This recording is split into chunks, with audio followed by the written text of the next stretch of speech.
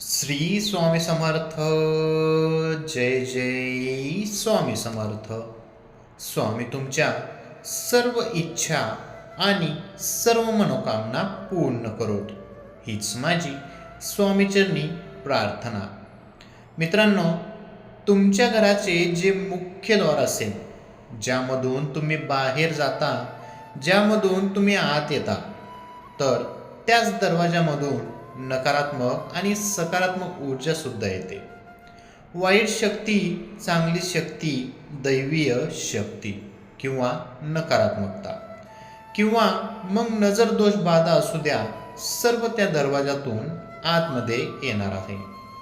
म्हणून त्या दरवाजाला आपल्याला सुरक्षित करायचं असते. मग आपण कशा रीतीने सुरक्षित करू शकतो? तर आपण त्यांच्या बाहेर रोज संध्याकाळी 2 दिवे लावू शकतो. उंबरठ्याचे पूजन करू शकतो. दाराला तोरण बांधू शकतो. त्याचबरोबर ही एक वस्तू आहे जी तुम्ही बनवायची आहे आणि तुमच्या मुख्य दाराला बाहेरच्या बाजूने वरच्या साईडला लावायची आहे. मग ती उजव्या बाजूला लावा किंवा डाव्या बाजूला लावा. आता ही वस्तू कोणती आहे? तर या वस्तूमध्ये तुम्हाला काही वस्तू घ्यायच्या आहेत. सगळ्यात आधी घ्यायचा आहे ते म्हणजे काळ्या रंगाचा कापडाचा तुकडा, किंवा तुम्ही काळ्या रंगाचा एक नवीन कोरा हात रुमाल आणला तरी चालेल.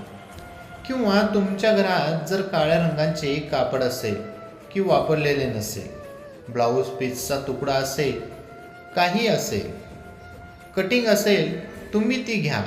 आता त्या काळ्या रंगाच्या कपड्यामध्ये तुम्हाला एक सुपारी ठेवायची आहे. पूजेची सुपारी पूजा सामग्रीच्या दुकानातून तुम्हाला आणायची आहे. एक हळकुंड आणायचा आहे.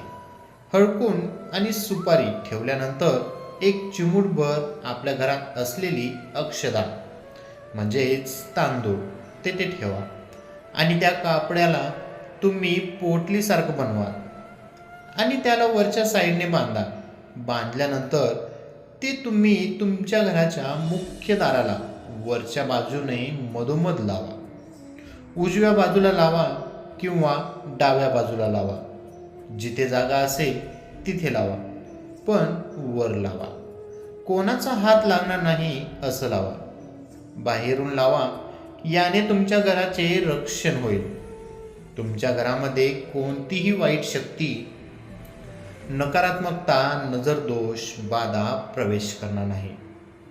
हे तुम्ही कोणत्याही दिवशी लावू शकता. श्री स्वामी समर्थ. जय जय स्वामी समर्थ.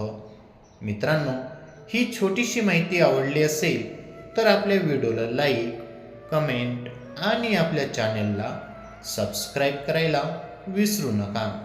श्री स्वामी समर्थ. धन्यवाद.